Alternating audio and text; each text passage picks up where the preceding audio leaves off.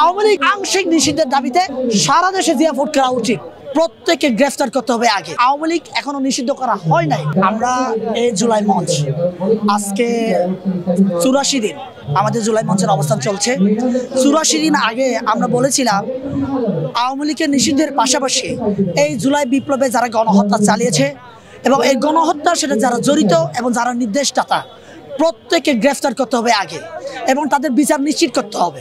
তাদের বিচার নিশ্চিত হওয়ার পরে আওয়ামী লীগ সংগঠন, আওয়ামী লীগ নামক যে রাষ্ট্রদ্রোহী যে সংগঠন আছে, এই সংগঠন বাংলাদেশে রাজনীতি করতে পারবে কিনা এইটা নিয়ে বাংলাদেশের জনগণ ডিসাইড করবে। কিন্তু তার আগে তাদেরকে বিচারের আওতায় এনে সর্বোচ্চ শাস্তির ব্যবস্থা করতে হবে। আমরা এই দাবিতে আমরা এখানে অবস্থান কর্মসূচি পালন করছিলাম। দেরিতে হলেও বাংলাদেশের সকল দল, মত, ধর্মের মানুষ বুঝতে পেরেছে আওয়ামী লীগ একটা রাষ্ট্রদ্রোহী সংগঠন।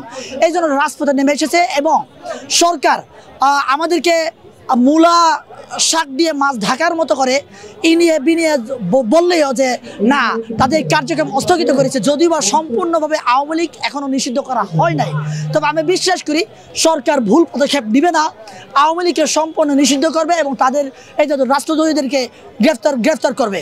তো এখন যে আমরা আজকে এখানে জুলাই বিপ্লবীরা এখানে জিয়াফত করছি, আমি এটাকে আসলে সাধুবাদ জানাই এবং বাংলাদেশের সকল জায়গায় জিয়াফত হওয়া উচিত। যেমনটা শেখ মুজিবকে যেদিন হত্যা করা হয়েছিল, সে হত্যার দিন যেমন মিষ্টির দোকান খালি হয়ে গিয়েছিল, ঠিক তেমনি আমার বাংলাদেশের জনগণও আওয়ামী লীগ নিষিদ্ধের দাবিতে, আংশিক নিষিদ্ধের দাবিতে এটার আপনার এই উদযাপনের লক্ষ্যে সারা দেশে জিয়াফত করা উচিত। আপনার বিগত 15 বছর এই বাংলাদেশের কোন ধর্ম শান্তিতে ছিল বলেন? ইসলামকে বলেছে জঙ্গি, বলেছে না?